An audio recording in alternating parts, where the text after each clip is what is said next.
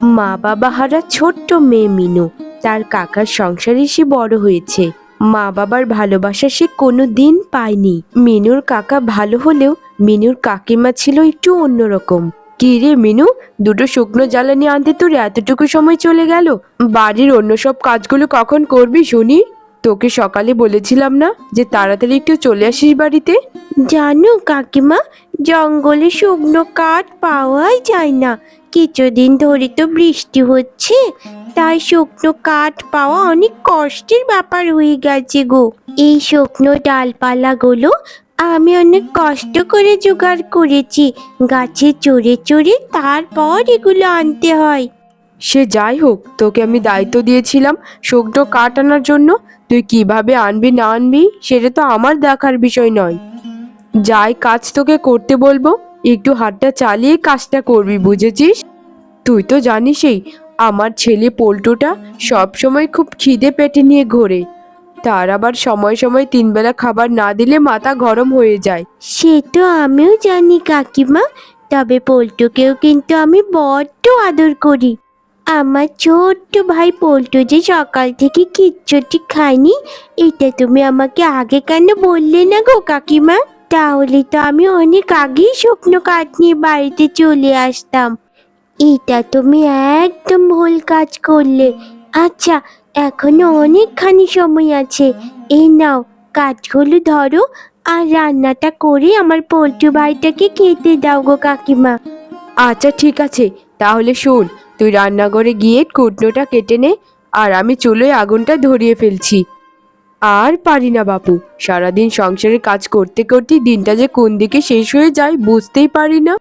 আচ্ছা শোন শোন, আর এখানে এক মুহূর্ত দাঁড়িয়ে থাকিস না, তুই যা যা, এখনই রান্নাঘরের দিকে যা।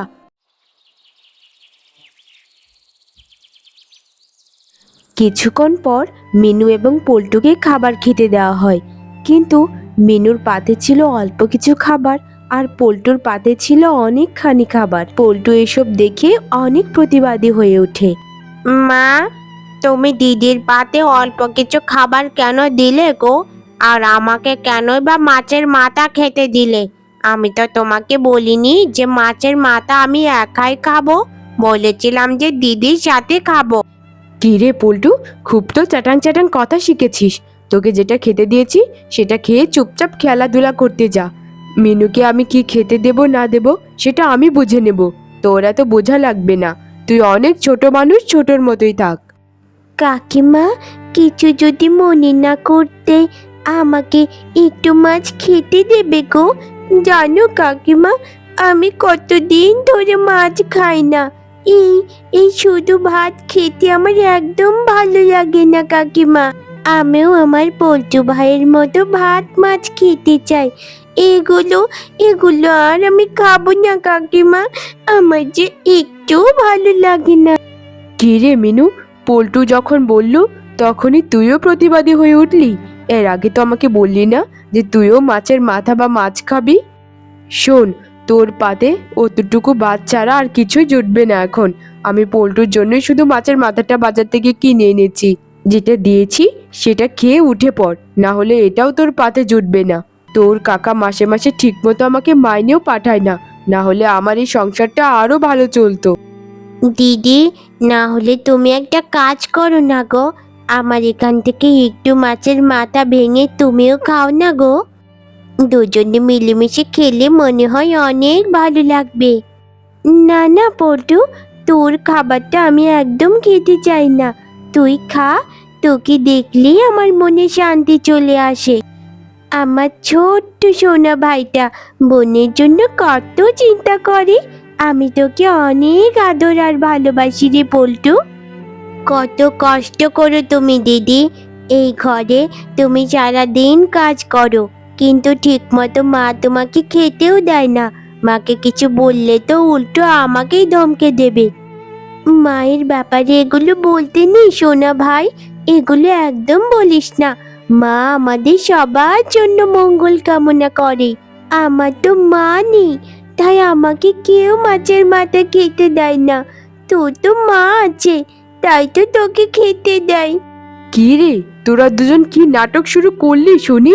আচ্ছা শোন পল্টু, তোর এখান থেকে একটু মাছের মাথা ভেঙে ওকে দিয়ে দে। এই নাটক আর আমার ভালো লাগে না। আমি তাহলে কলপার থেকে একটু আসি, তোরা দুজন মিলেমিশে খাবারটা খেয়ে নে, কেমন? মিনুর কাকিমার মুখে এই কথা শুনে মিনুর চোখ খুশিতে ছলছল করে ওঠে।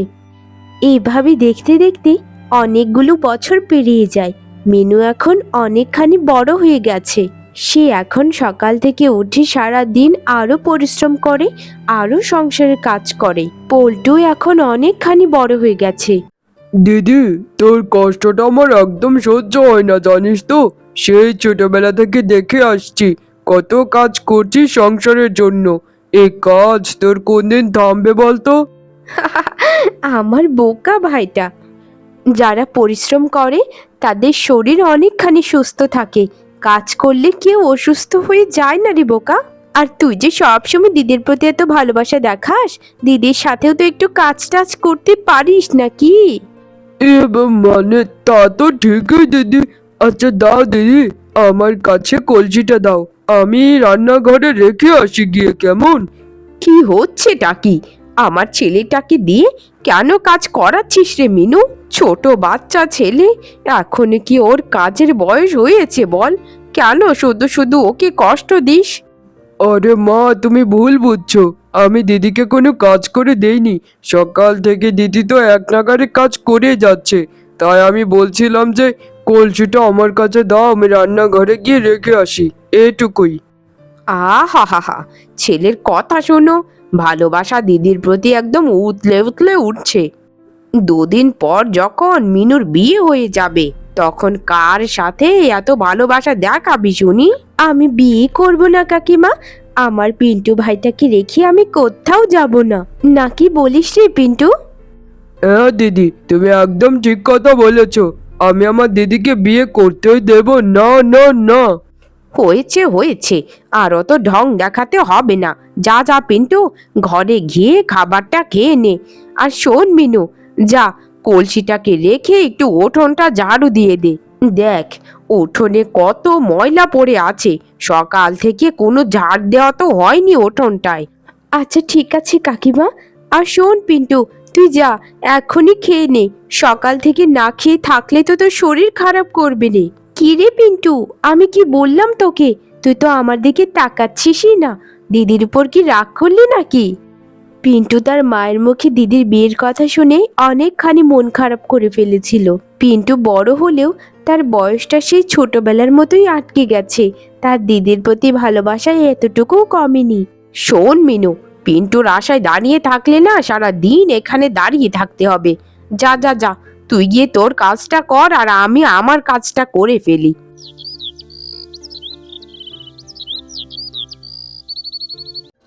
মা, আমি কাজে যাচ্ছি, তুমি গরুগুলোকে একটু ঠিকমতো খাবারটা খেতে দিও, কেমন?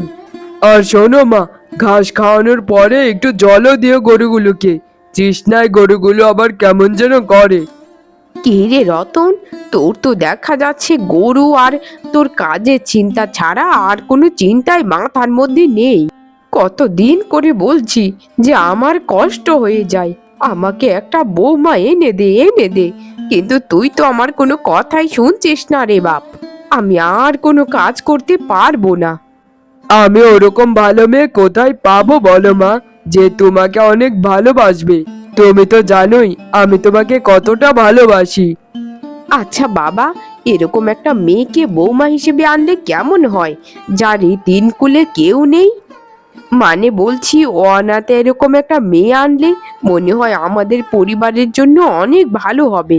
তাকে নিজের মেয়ের মতো করে আমি আগলে রাখবো। সেদিন দিনু কাকা এরকম একটা মেয়ের সম্বন্ধে আমাকে বলছিল, যার বাবা মা কেউ নেই, কিন্তু তার কাকার সংসারে বড় হয়েছে। তুমি চাইলে আমি ওই মেয়েটার পরিবারের সঙ্গে কথা বলে আমরা দুজন যেতে পারি পাত্রী দেখতে। সেই কথা আগে কেন বললি না আমাকে বাবা? আমরা কালই যাব পাত্রীটাকে দেখতে। এদিকে মিনু শিলনোড়ায় মশলা বাটছিল, তখনই তার কাকিমা সেখানে চলে আসে।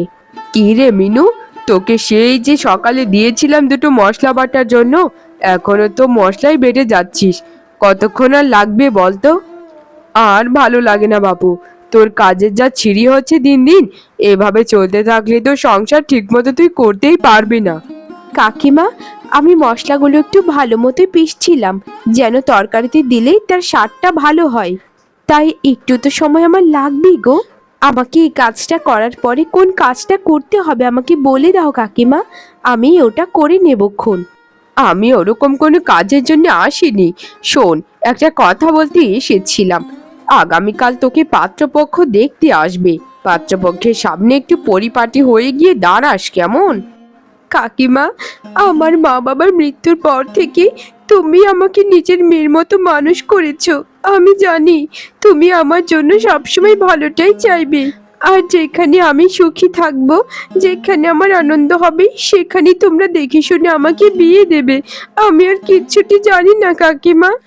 আহারে, আবার তুই কান্নাকাটি কেন শুরু করে দিলি? আমি কি তোকে কান্নার কোনো কিছু বলেছি নাকি? শোন, তোর ভালোর জন্য যেটা ভালো হবে সেটাই আমরা করছি। তবে আমাদের একটা শর্ত হচ্ছে, কোনো টাকা পয়সা কোনো কিছু দিতে পারবো না আমরা। মেয়েকে দেখে যদি তাদের পছন্দ হয়, এভাবে নিয়ে যাই, তবে আমরা সম্পর্ক এগোবো। পরের দিন সকালে পাত্রপক্ষ মিনুকে দেখতে আসে। সেই পাত্রপক্ষই ছিল রতন এবং রতনের মা। বাবা বাবা, মেয়েকে দেখি আমাদের পছন্দ হয়ে গেছে। আমরা আর কোনো কিছু বলতে চাই না। এ মেয়ে হবে আমার রতনের একমাত্র বউ। দিদি, দিদি, আপনারা এখন কথাবার্তা বলুন। আমাদের মেয়েকে অনেক পছন্দ হয়েছে। এখন আপনাদের যদি ছেলেকে পছন্দ হয়, তবেই তো কথাটা এগোতে হবে।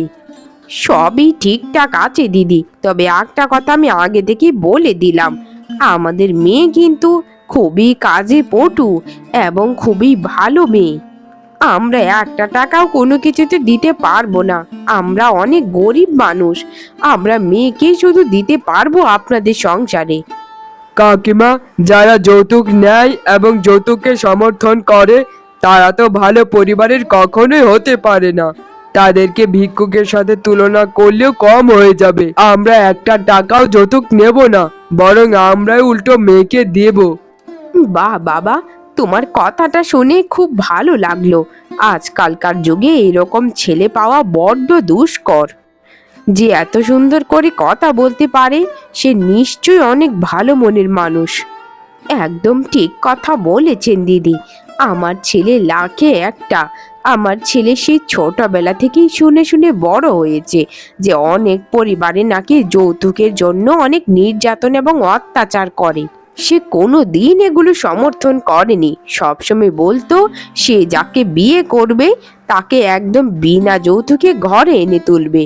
কিন্তু আমাদের হবু বৌমা তো চাঁদের টুকরো। আমাদের হবু বৌমাকে আরো গয়নাগাটি দিয়ে তারপর আমাদের ঘরে নিয়ে তুলবো। এরপর বিয়ের দিন চলে আসে। দিদি, অবশেষে তুই বিয়ে করে নিলি। আমার কথা একবারও ভাবলি না যে তোকে ছাড়া আমি কি করে থাকবো? যা দিদি, তোর সাথে আমি আরে করলাম, আর তোর সাথে আমি কথাই বলবো না। তুই না বলেছিলিস যে আমাকে রেখে তুই অন্যের বাড়িতে কখনোই যাবি না? ওরে আমার বোকা ভাইটা, শোন ভাই, আমি তো তোকে ছেড়ে যাচ্ছি না রে। আমি তো কিছুদিন পর পর বাড়িতে আসবই। আর তুই সব সময় দিদির বাড়িতে যাবি, কেমন? আমার বিয়ে তো আর অনেক দূরে কোথাও হয়নি রে, পাশের গাঁই তো হয়েছে। তুই যদি এভাবে চোখের জল ফেলতে থাকিস, আমি কিন্তু শ্বশুর বাড়িতে কখনোই আর যাব না। না না দিদি, তুই অবশ্যই শ্বশুর বাড়িতে যাবি। আর আমিও আগামীকালকে তোদের বাড়িতে যাব বেড়াতে। তবে দিদি, তোর এই ছোট্ট ভাইটাকে একদম ভুলে যাস না। তোর ভাইটা তোকে কত ভালোবাসে। শোনো পিন্টু, আমি তোমার জন্য অনেক কিছু নিয়ে আসবো শহর থেকে, কেমন? আমি শহরে কাজ করতে যাব কিছুদিন পর। তুমি আর একদম মন খারাপ করো না, কেমন? তোমার দিদি আমাদের বাড়িতে খুব সুখেই থাকবে, আর কিছুদিন পর পর এখানে ঘুরতেও চলে আসবে। আর তুই কাঁদিস না সোনা ভাই, আমারও যে কিচ্ছু ভালো লাগছে না। আমি তাহলে এখন যাই, কেমন? অনেকখানি দেরি হয়ে গেছে রে ভাই। মিনুর শ্বশুর বাড়ি ছিল অনেক ভালো। মিনুর শাশুড়ি মা প্রথম দিন থেকেই মিনুকে নিজের সন্তানের মতো করেই ভালোবাসতে শুরু করে।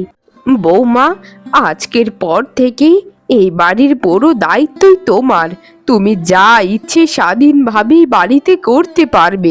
এখানে কোনো বাধা বিপত্তি কোনো কিছু নেই। তুমি চাইলে পুরো পাড়া ঘুরতে পারো, আর চাইলে কাজে ফাঁকিও দিতে পারো। আমি তোমায় কিচ্ছুটি বলবো না মা। আমি জানি তোমার মা বাবা এই তিন কুলে কেউ নেই। তোমার কাকিমাও তোমাকে ছোটবেলা থেকে খুব শাসনে বড় করেছে। জানেন মা, সত্যি আজ আমার নিজের মায়ের কথা মনে পড়ছে। আমার মা যদি বেঁচে থাকতো, মনে হয় ঠিক আপনার মতোই থাকতো। এত আদর করে আমাকে কোনো দিন কেউ কখনো কথা বলেনি। আসলেই আসলে আমার ভাগ্যটা অনেক ভালো। মা আমায় ছোটবেলায় বলতেন যে দেখিস, তোর শ্বশুর বাড়ি অনেক ভালো হবে। মা, ভাগ্যটা তো আমাদের আরো বেশি ভালো। আমার ছেলেটার বাবা নেই। ছোটবেলা থেকে অনেক কষ্ট করে বড় করেছি। আমিও খুব চিন্তায় ছিলাম যে আমার বৌমা বা কেমন হবে। মা, আপনাদের মন আসলে অনেক বড়। না হলে আমার মতো এরকম অনাথ মেয়েকে কি করে কেউ বিয়ে করতে পারে বলুন? আমি তো ভেবেছিলাম আমার মতো অনাথ মেয়েকে কেউ কখনো মেনে নেবে না, কিন্তু আপনাদের মতো এত বড় মনের মানুষ আমাকে বিধাতার সন্ধান পাইয়ে দিয়েছে। এভাবেই অনেকগুলো দিন পেরিয়ে যায়। মিনুর ভাগ্যটা ছিল আসলে অনেক ভালো। তার শাশুড়ি মা তাকে নিজের মেয়ের থেকেও বেশি ভালোবাসতো তাকে। বিয়ের পর মা মরা মেয়ে মিনুর জীবনটা এভাবে পাল্টে যাবে সেটা সে কখনোই চিন্তা করেনি। বেশ কিছু মাস পর মিনুর কোলজোড়ে এক ফুটফুটে কন্যা সন্তানের জন্ম হয়। এতে মিনু, রতন এবং রতনের মা ভারী খুশি হয়েছিল। আমাদের সংসারটা অনেকখানি বড় হয়েছে বৌমা। তোমাকে অনেক ধন্যবাদ। তুমি আসার পর থেকে এই সংসারের সব কিছুই শুধু ভালোই হচ্ছে। তুমি আমাদের ঘরের লক্ষ্মী বৌমা, আমাদের ঘরের লক্ষ্মী।